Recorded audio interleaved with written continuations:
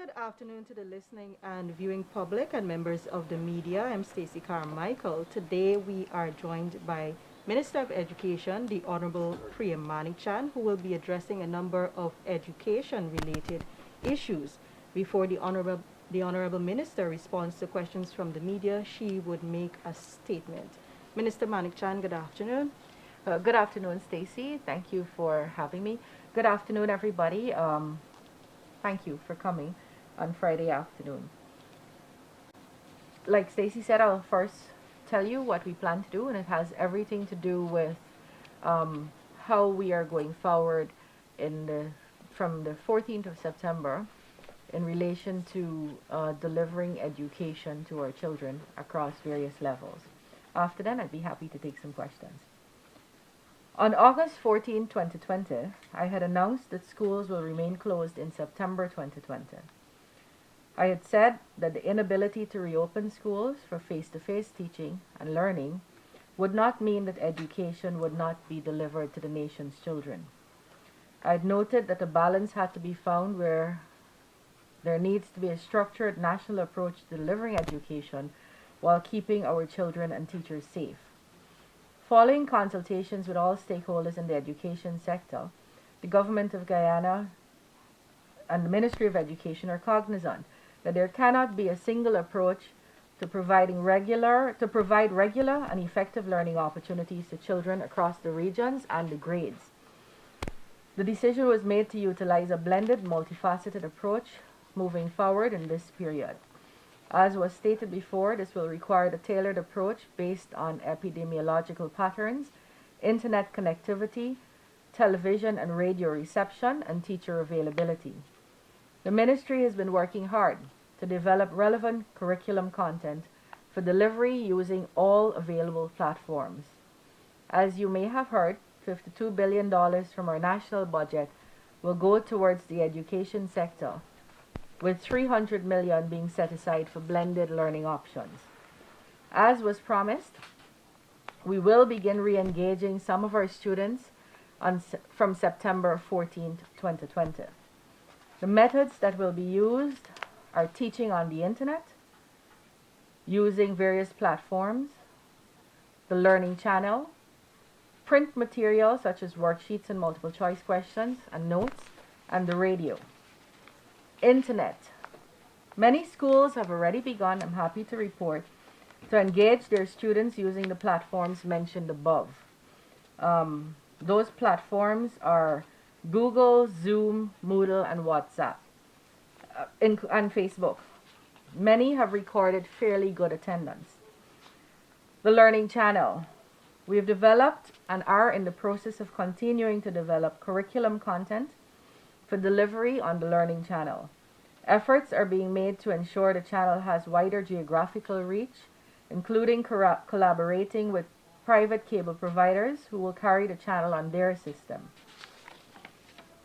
Where the channel is currently down, such as in areas like Benab and Oriala and Aichuni, we are working currently as we speak to get the channel up and running, latest by next week, we have been assured. You may be aware that the Essequibo coast was without the Learning Channel for about 2 years, and last week we got that fixed. Print material. We've prepared at least 1 month's worth of work in the form of worksheets for most of our grades. Do not be concerned about the 1 month as we proceed, because we didn't have anything to begin with. We will continue to prepare for the 2nd month, 3rd month, etc. as is needed. Radio. We will continue to broadcast to schools in the IRI programs on the Voice of Guyana, which is aired on 560 AM or 102 FM frequencies. Similarly, students will be taught with lessons on the topic for the entire term. This is how we will be engaging our students in the various grade levels. Nursery. Our students will be receiving home-based kits that are presently being procured. This includes print material, workbooks, storybooks, manipulatives, relevant and appropriate toys. This will be delivered in about 6 weeks' time, because we don't have, unfortunately, we have 27,000 years 1 and 2 students, And we don't have the quantities in Guyana, so some of these items have to be brought in from overseas. All nursery students in the meanwhile, however, will be receiving worksheets and workbooks so that they can remain engaged at home. Additionally, the Learning Channel will be carrying every morning from 8 o'clock to 10 o'clock programming for nursery age children.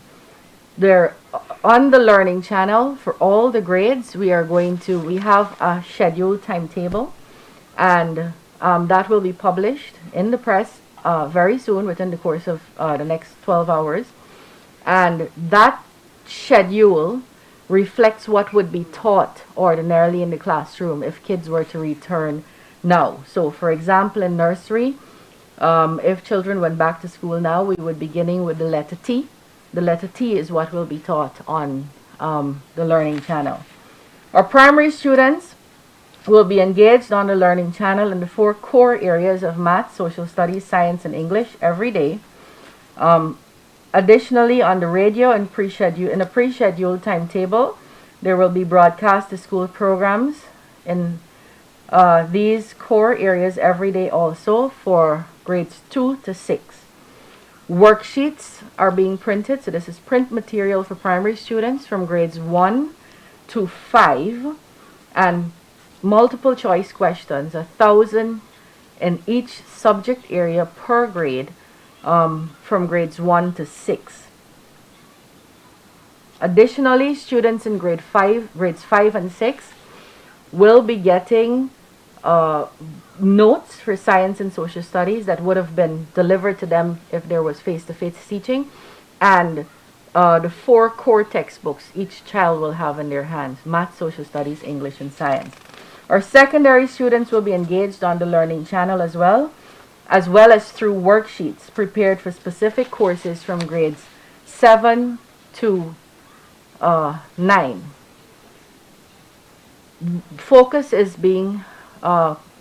We're focusing on the 4 core areas, but there are other subjects that have work prepared. There are also worksheets prepared for grades 10 and 11 in Phys, Chem, Bio.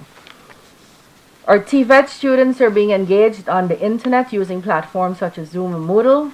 Some students, particularly those who go to the Region 2 school, because they're coming from Regions 1 and 7, who cannot use those platforms, are going to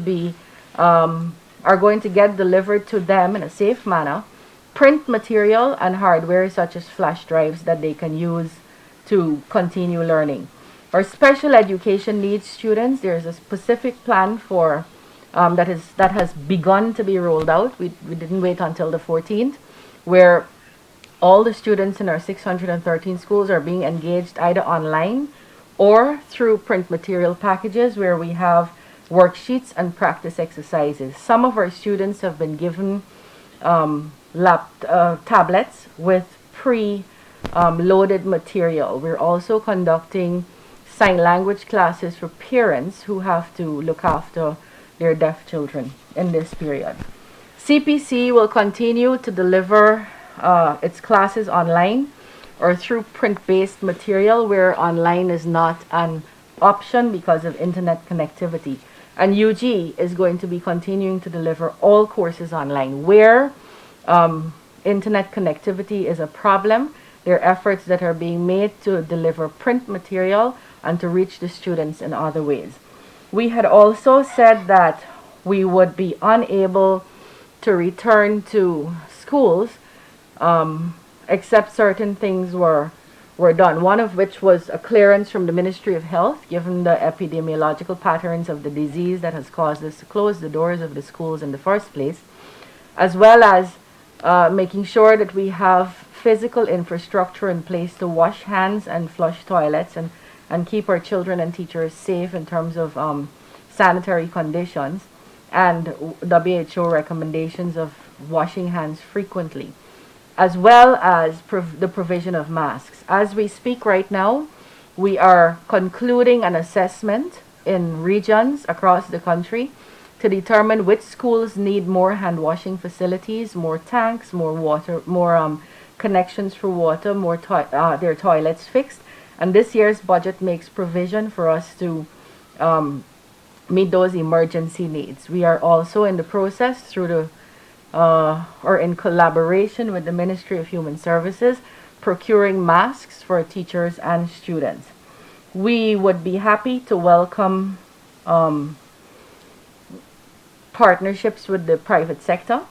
I know persons have asked us how they could partner with us to get back into, to get kids, keep kids engaged or to get kids engaged. And we'd be happy to speak about various engagements that we could have and make together to get these various levels of students engaged. Thank you very much, Minister. The Honorable Minister will now field questions from the media, beginning with 2 questions per media representative, and then, if time permits, she will address some other questions.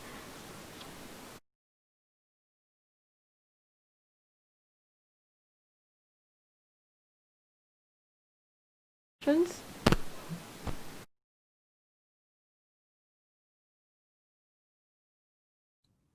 Minister Dennis Shabral, Tamara Wales News Talk Radio.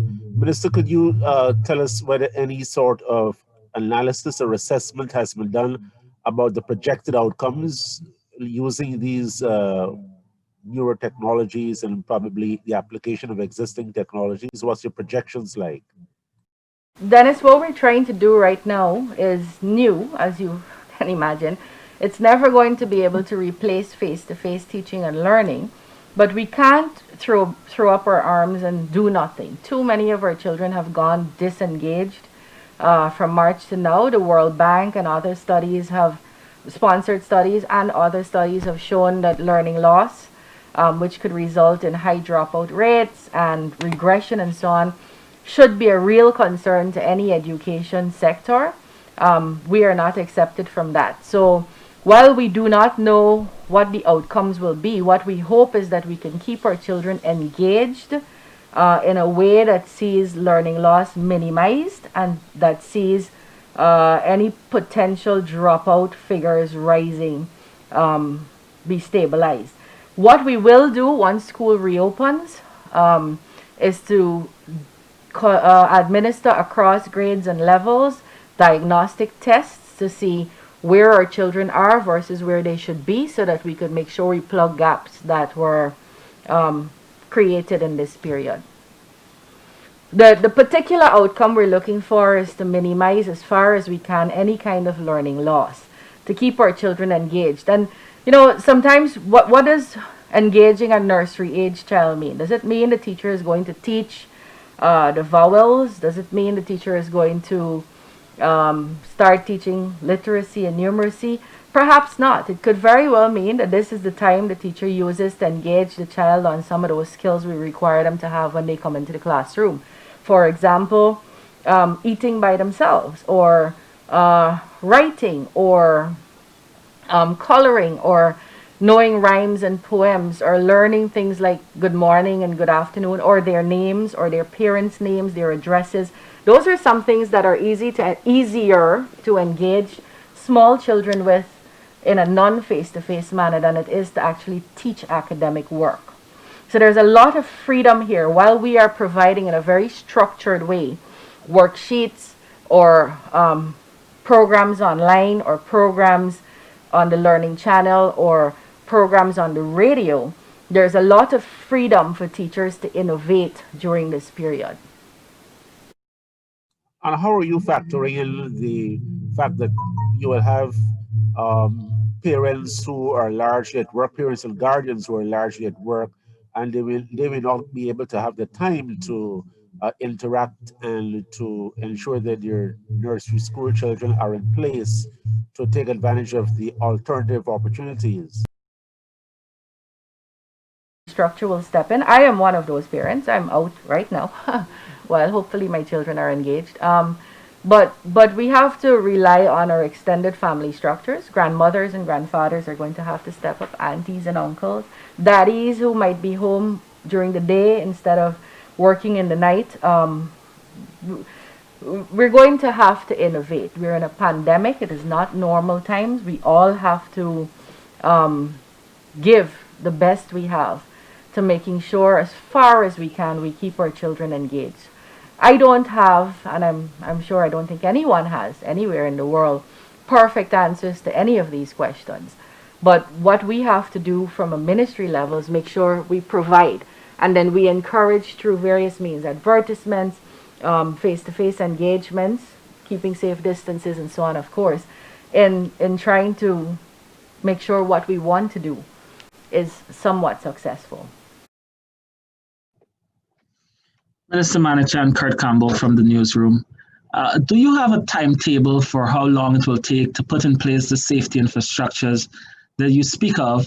And are you in a better position now to pronounce on when schools can realistically be reopen? The second question first. Whether schools reopen or not is not up to the Ministry of Education alone. It is really looking, why are we closed? So let's remember that. We're not closed because we are not prepared to deliver education or because we don't want to deliver education. In fact, the easiest thing to do would be to open the school doors and say, come in. Then we don't have to go and create documents and create new material and try to get content for the learning channel and so on. We can do that in our own time. We're closed now because there is a pandemic that we have been advised by the medical people here, including the Ministry of Health, as well as learning across the world in the medical field, that we should not have children or adults gathering in large numbers in indoor facilities, particularly because that could contribute to community spread of the disease. When we will open, so I can't tell you that now. When we open would really depend on the epidemiological patterns and decisions on this disease. That's really the only reason we're closed. We want to keep our children engaged. We want to make sure they learn, but we want to keep them safe. We want to make sure we have them 10 years from now to benefit from whatever we're teaching them now. So that's why we can't tell you right now, realistically, when we can open. What I can say is that I think I heard medical opinions suggesting that after a period of consistent testing, in terms of numbers, you could see a leveling off of numbers, and that's when generally people would make recommendations about what we should do. We're not there as yet, as far as I'm aware. The second question is a timetable for making us infrastructurally ready. So what we sent out was a Health PAHO consultant approved checklist. How many sinks we have, how many of them have running water, how many children are registered in the school. Then we're going to look at proportionately whether they have enough sinks per student, how many toilets are there, are they flushing, do we need black tanks, do we need running water, does this school have enough ventilation, do we need to open a couple of windows in these classrooms. That is ongoing right now. A lot of it got stuck in regions 5 and 6 because of the protests and the commotion that was happening there. Most of the regions have finished, and we're getting that information in. The budget is about to be passed, so this kind of thing requires money. It's not going to be delayed in any way on our part. We are going to be ready once the Ministry of Health says we can open schools. Gordon Mosley from News Source. Minister Manickchand, could you indicate whether one of the plans you're looking at would involve students going in the classroom for like 2 days per week? I know a lot of Caribbean countries are looking at that, limited time in the classroom like they did for the exams. And secondly, could you say if the Education Ministry is having or has had any discussions with GTT to make special internet services available for parents during this time? And finally, from me, I know the government in the budget announced the return of the cash grant. Could you say if this time around you'll be catering for students to attend private schools, since their parents are saying, they're facing the same economic situation that those parents of public school children are facing? Returning to class, as I had said to you on the 14th of August, when we reopen, it might be in very many different ways. It might be for an extended school week, so we might have to go from Monday to Sunday, because we might have half days, or we might have some classes come in on one day and another class come in on another day. We might have to see us going longer hours. It depends. We have discussed, so I'll be very frank with you, not all school, not all classes in terms of small, particularly not smaller children, but we have discussed the issue of our exam classes, particularly forms 4 and 5, returning to school earlier than anyone else. That is currently on the examination. Again, Gordon, I just want to remind that this is not something the Ministry of Education necessarily wants or can do alone. We'd have to make some assessments. In many respects, it's not only getting into the schools. I think we could keep children relatively safe in schools. But we do have some other considerations. How are you getting to the schools? How are those buses that you go on? Will we be able to make sure we can insist that protocols are followed and so on? What I want to remind not only you that I'm speaking to today, but the whole nation, is that the research now is suggesting that if 80% of the population, all of us, wore our masks correctly and for the requisite amount of hours once we're out, it would be as though we're in a permanent lockdown. There's a suggestion, widely held view, that COVID is here for a while and we're going to have to start living with it. How do we do that effectively? I think we have to start insisting and talking more about using our masks and washing our hands and so on properly. The ministry is going to be rolling out a public awareness campaign on that because we believe going back to school is inevitable. It is going to happen. And when it happens, we want to make sure our children are safe. So to answer you directly, there has been discussion and we are considering allowing our 4th and 5th form students back into the schools with strict protocols, of course. We have spoken to CXC. I had the privilege of speaking to the registrar and a team from CXC on Zoom, of course, and we are very concerned that our students could possibly be disadvantaged because of, we had a very extended election period which did no good for anyone, and particularly not our students. And then we have COVID in where other Caribbean countries against whom we're competing are recording 0 cases. So we may have to have special arrangements in place for children. This is very preliminary. I think we have to wait and see how quickly we can get back into schools, but CXC is not opposed to looking at something like that for us. The second one, GT&T, have we approached them? Yes, we have, but not in relation to providing free internet for our parents. But we're about to launch shortly within the next 20, I think it's on Monday that we'll actually be launching it, a mass teacher training program where all our teachers could get trained in a really very good program about the use of ICT in the classroom, both ideologically, why it's good, as well as practically how to use it. And we partnered with both GT&T and Digicel to zero rate those websites to make sure that our teachers would have minimum expenditure on their own behalf. The cash grant. Cash grant was announced, and like you, I have heard the same approaches. Since the last cash grant in 2014, private school parents said to us that they believe that they are entitled to benefit. I don't disagree with them.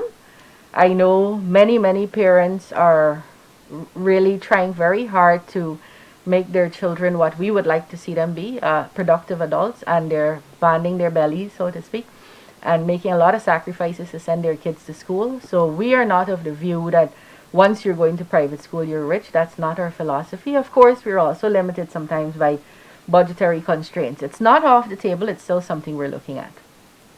Again, that's not a purely Ministry of Education decision. That has to, it would be dependent on what kind of resources there are. Minister, I have at least 2 or 3 questions here for you. Could you say what will be the status of the grade 10 students and your school-based assessments? That's one. And will the deadlines for exams be extended? And thirdly, when will the teachers going to be trained for online delivery? School-based assessments, that's one of the discussions we had with CXC. Some teachers are saying to us, remember, we're consulting with teachers as we go along. We're not assuming that we know it all in the ministry. Teachers are saying to us that for a large part, the theory can be done now as we're out of school. But many, because that's what school-based assessments are really, even the foreign languages and so on, require a presence in the schools and face-to-face presence because of the various experiments and the practical nature of the work that has to be done. That was one of the discussions we had with CXC about how we could possibly make sure our students are not disadvantaged. And so we're presently examining some of that, Dennis. We don't have firm answers on it.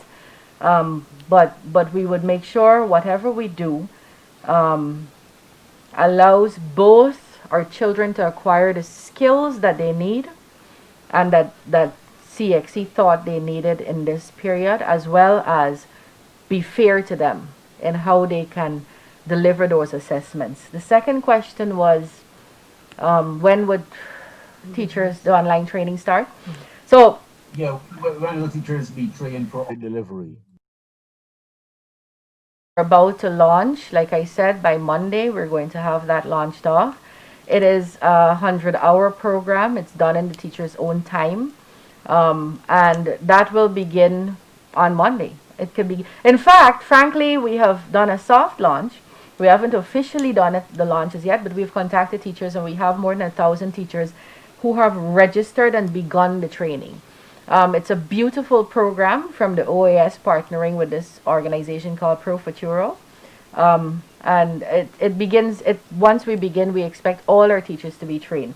Now, we know that teachers in the hinterland don't have connectivity, but they cannot be left out. And so we're printing modules. We got permission from the organization to reproduce their work. And we're printing modules right now as we speak to get into those villages so that the theory for those 100 hours can be done. And then we'll make arrangements to get the practicals done.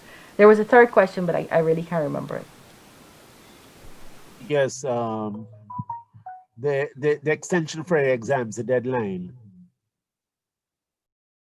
As you mean. So let me just be clear. Overall. Okay, so grades 2, 4, and 6, sorry, 2, 4, and 9, we usually have yearly assessments. For 2020, we will not be doing those assessments, and the 2020 cohort will not be subject, for want of a better word, to those assessments. So it's not like when they go into 2021, we're going to ask them to write it. It just will not be done for that cohort. We are examining right now what would be best for the grade 6 students. The NGSA, which is usually taken March, April, just before Easter. I could almost say with sureness now that the consensus seems to be that we have to push the exams back. And we are prepared to do that.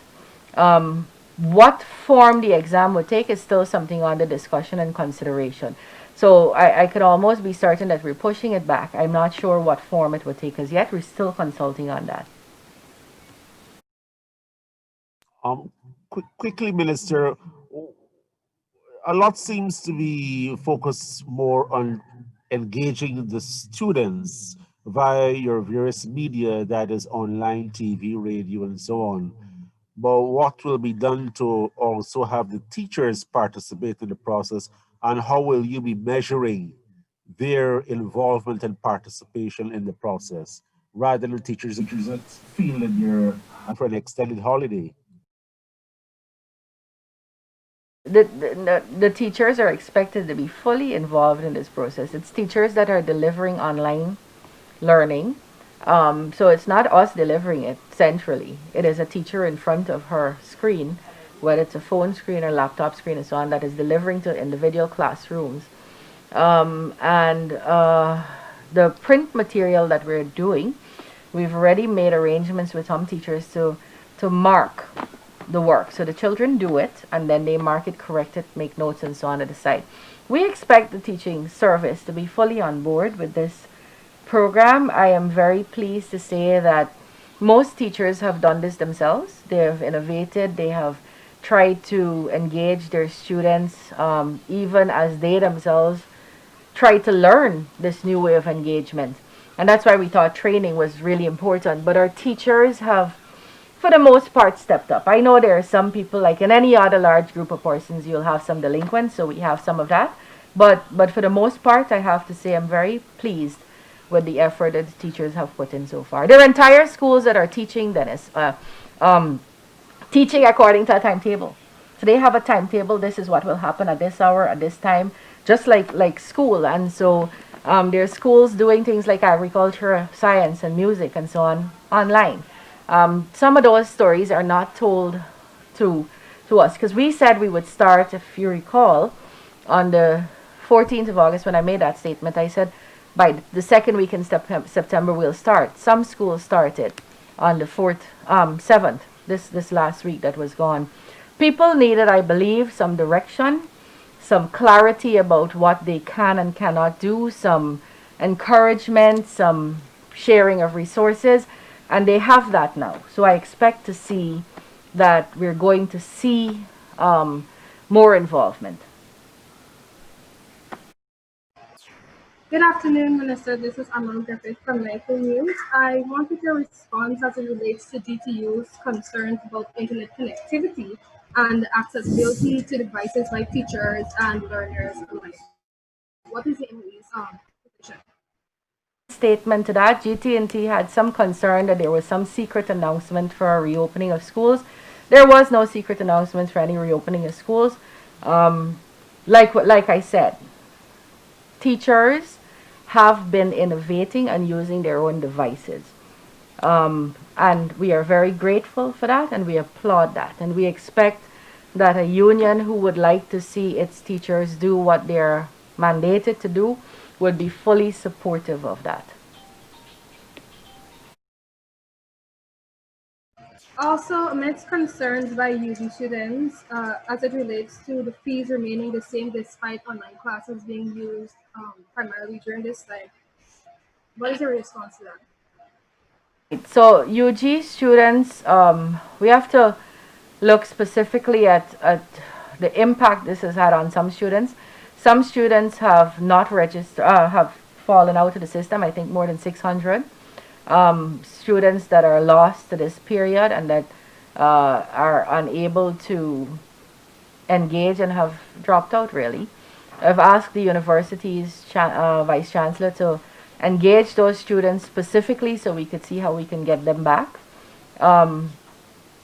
Those are issues that are ongoing talks about whether the same fee needs to be paid and so on.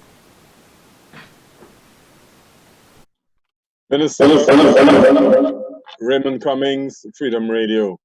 A number of private schools have gone under as a result of this pandemic and not being able to engage students. Is any arrangement in place to absorb those students into the public school system? I'm glad you asked. We have seen a record number, and not only during the pandemic. When you look at the stats of students who were in private schools that want to come back. Just anecdotally, I know of a lot of students whose parents can no longer afford it. That's what happens when you have very harsh economic conditions that are imposed by external factors such as extremely long waits for election results. People have lost income, they've lost jobs. Like we all agreed earlier, it's not necessarily very wealthy people that are sending their children to private schools. It is regular working folks who can't do that without a steady income. So we put out an ad for the placement exams. You know, if you're in a private school and you want to move to a public school and you're in secondary, you have to write an exam so that we could determine which school you should be placed at. And we saw a large number of, I thought, if we see 4 or 5, we'll just place the kids. We won't bother to put them in an exam. We have too many, such a large number that we won't be able to do that. We will have to administer the exam. What form that exam will take is a different story. We'll examine that. But we have had a record number of persons who want to move their children from the private system to the public system. And yes, the public system will be accommodating those children. As not as far as we can. We will be accommodating those children in the public system. And we'll be trying as far as we can to help their parents get back on their feet too.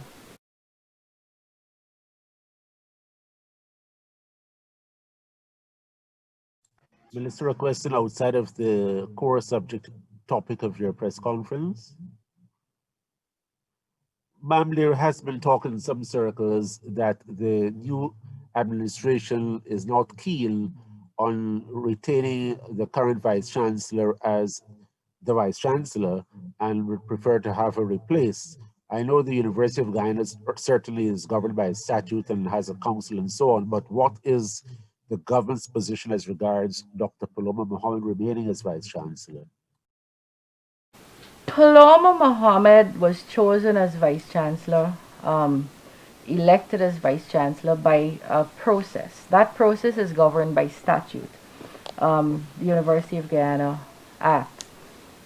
The council is the body that selects a vice chancellor. Dr. Mohammed is in place. She has my full support. She is going to enjoy that support so that together we can align UG's priorities and delivery of education with what the country needs and the government's vision is for the country. I believe, though, that your question may be deriving from public soundings about various happenings at UG.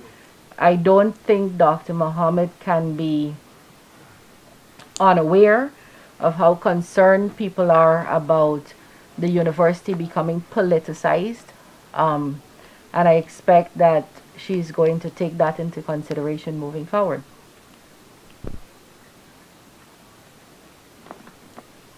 And going back to the point you made, more and more people are going back to the public schools. How is the ministry coping with space? Do you have the space to accommodate them? Have to make the space. So the answer, if you look at our numbers, we used to write 17,000 children 7 years ago were writing NGSA. Now it's more 14,000. So we have more space than we used to have, and I think that has to do with overall patterns about how people are reproducing. So we have the space, but I want to assure parents that we will make the space and we will make your accommodations for your children without overcrowding our classrooms. Even if we have to shift some of our rules or relax some of our rules about staying or a child being placed in the school closest to their home and so on. Children will be accommodated in the public system if their parents want that, and it's a good system. And so I want to make that very clear. We will make the accommodation. You'll be able to balance that off with the required student-teacher ratio? Because like I said, right now what we have is a placement policy that says for nursery and primary, your child has to go to the place where you live, closest to the school that you live next to. There are some exceptions if you work somewhere else and so on. But that can be relaxed to make sure we keep the student-teacher ratio, which has been doing very well for about a good, mostly fairly well, for a good 6 to 7 years now. And it's improving, of course, as we speak. But to be able to, what would be the important thing now?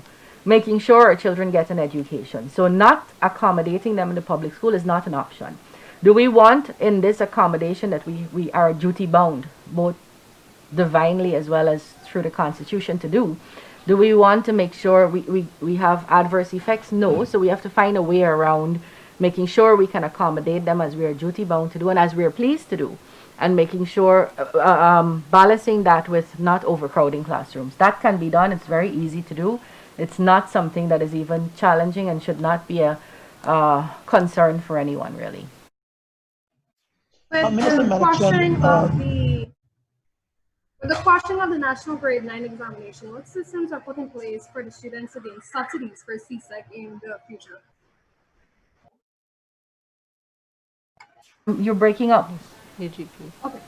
I asked, with the quashing of the National Grade 9 examination, what systems are put in place so that the students can gain subsidies for CSEC in the future? Was it clear? Quashing is not what we did. We said for this year, it will not be taken. Quashing suggests a more long-term decision and action. That is not what we did here. We said because of COVID, so I want to very clearly again just point out that these decisions are taken because we have a pandemic that has struck the world, that has not accepted Guyana. Our children need to stay safe, our teachers need to stay safe. So um, we usually use the grade 9 exams for subsidies, but it doesn't have to be. Almost anything any ministry does can be adjusted to reflect our realities. We can use the grade 10, the grade 9 and the terms. We can use the grade 10 first term exams. There are very many ways around it. It's not something that people should be concerned about. Subsidies will still be given.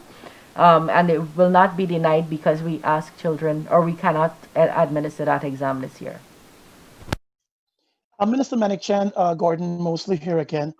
What message would you share with parents at this time and the importance of them to work along with teachers? Because I have heard teachers complain that while they're putting in the effort to do the online programs and stuff like that, parents are making strange types of excuses that even their own children are complaining about. So, what message would you give to parents about the importance of ensuring their children are really exposed and benefit from the online programs that you'll be initiating through your ministry? So, Gordon, that's a fair question. I have seen, actually experienced grandparents who could barely read and write supervising their children in the absence of parents.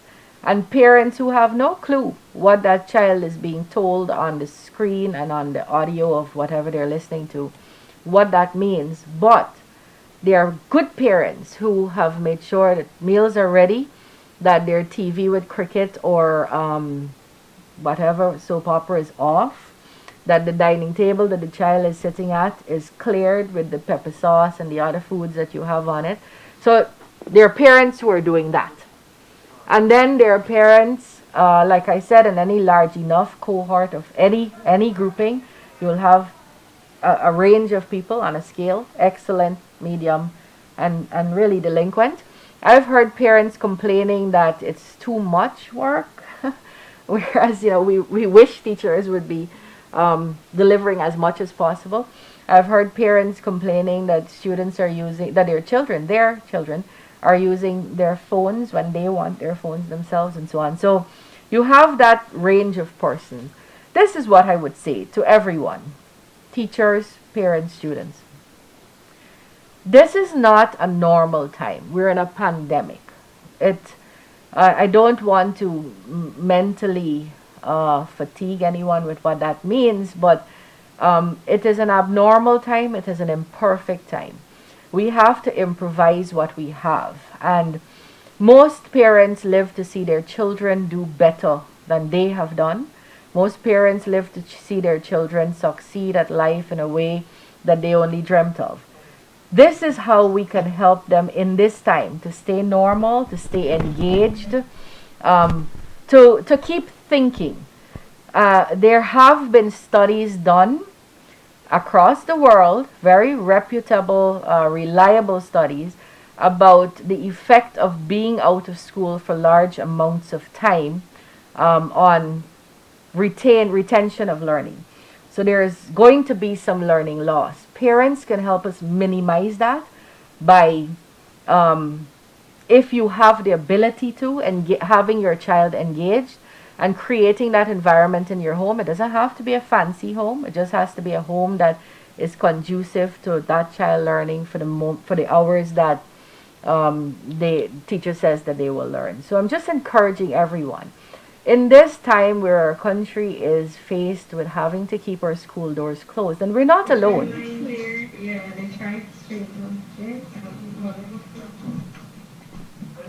We're not alone.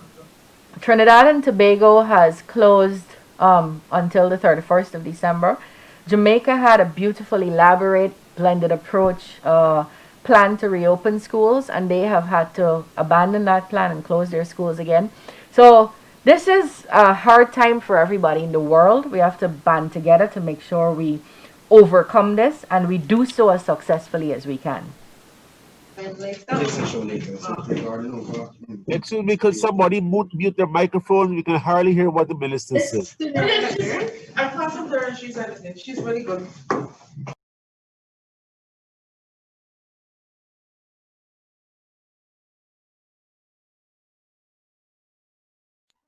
Sorry, minister, please go ahead.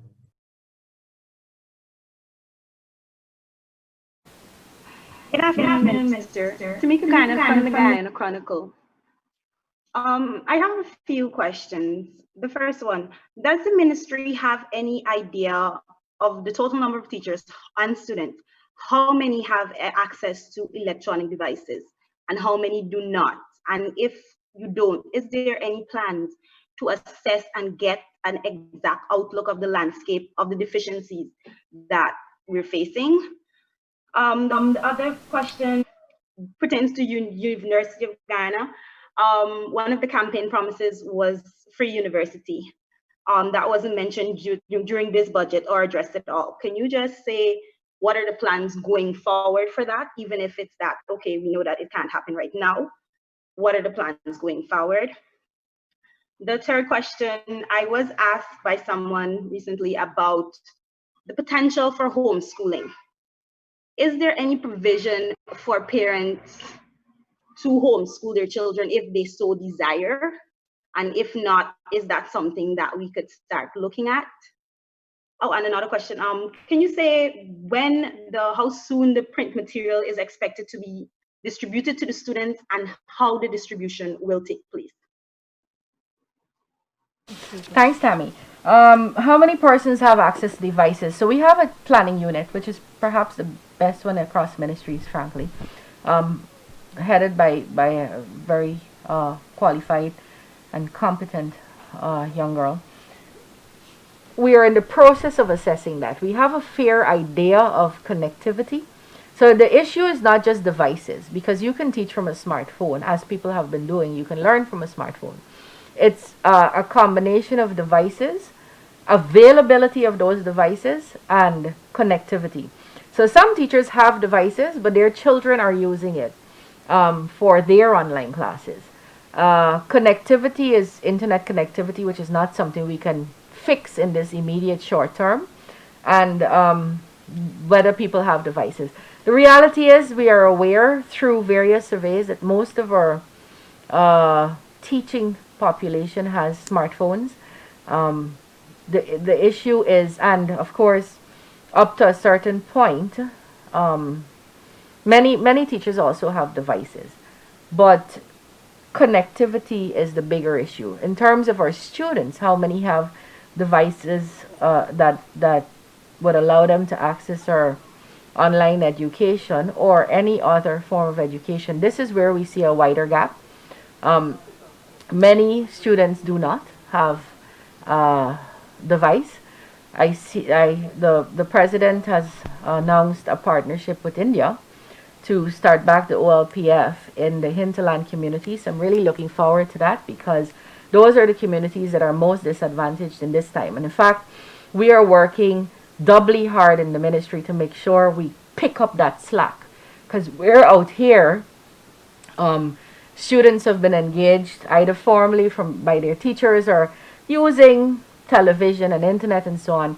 In some of those hinterland communities, people have not heard from or about a teacher since March, and that is unacceptable. So we're going to make sure that where we work here to deliver, we work doubly and triply hard there to make sure they're getting services, including the examination of providing to our fifth form students in the hinterland, 2,600 of them, devices where we can upload textbooks and various videos and so on the subjects that they're doing. That's under examination.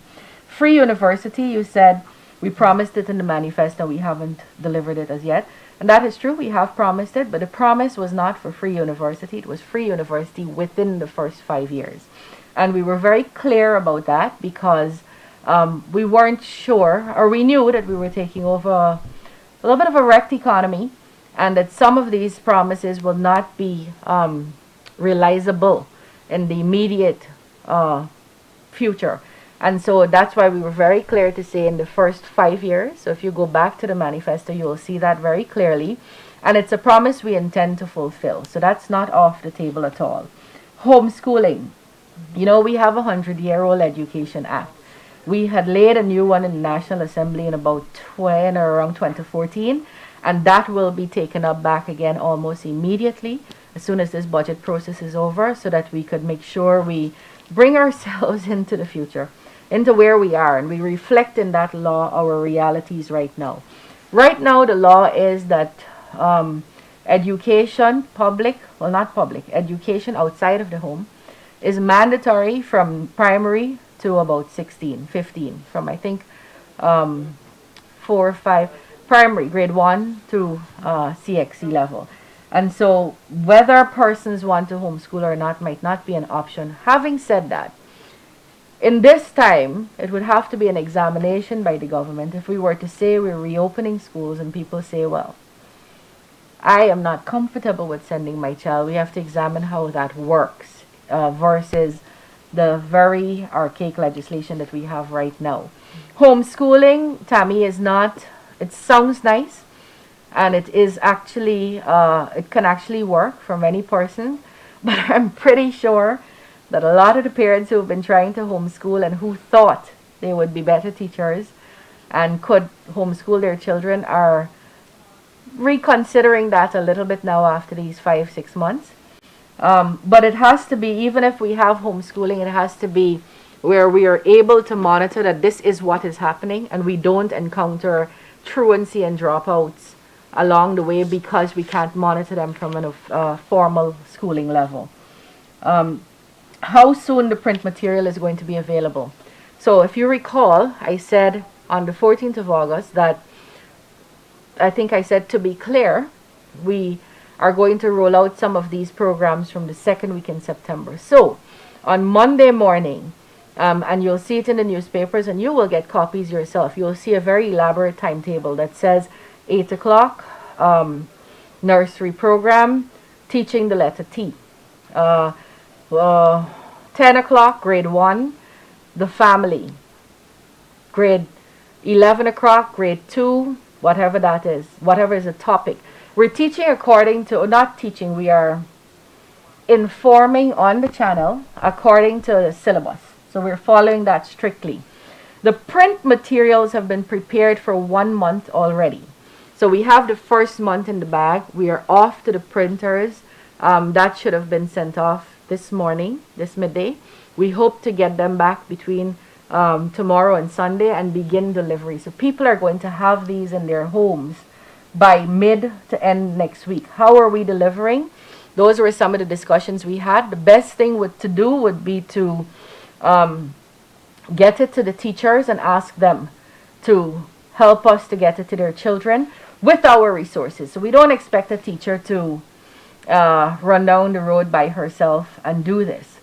But the teachers would best be able to tell us how to get it to these students. So we're working on that right now, but it is going to reach the homes of students by mid to end next week. The print material. Remember, the print material include worksheets, textbooks, and multiple choice questions.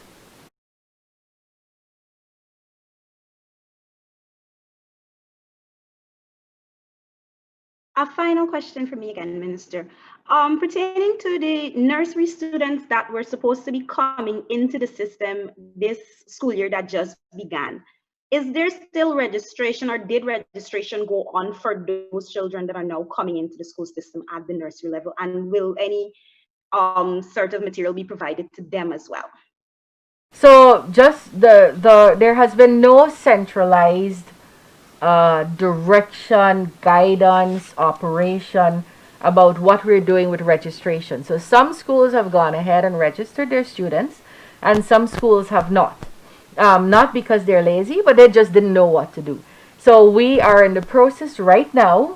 It came to me from the acting chief education officer of determining what are some of the measures we have to take, and it will be taken in safe conditions to get ourselves ready for when we reopen schools. So you have some schools that have done some beautiful work. Winford Gardens is one of them.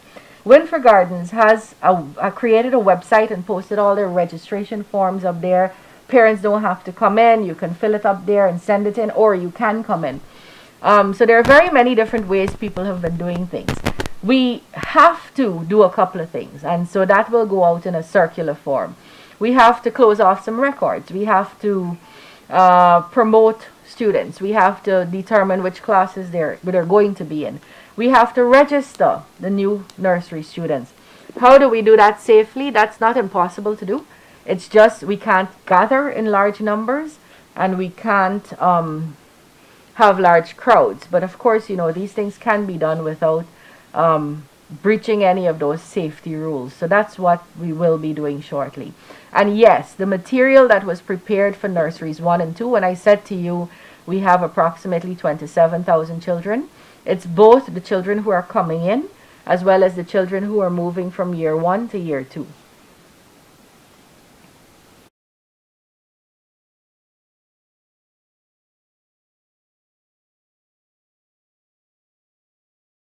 Closing remarks before we wrap up the program, the No. press conference? I thought I should say that the Coursera course we launched last Friday, actually, that we announced, we didn't even launch it, we just announced it, has had more than 22,000, today that would have gone up, registrants with more than 160 persons up to yesterday already graduating and finishing their one or more courses. And we have 9,779 persons who are actively engaged in that online training at various universities across the world. To the listening and viewing public, members of the media. Thank you for joining us. Thank you.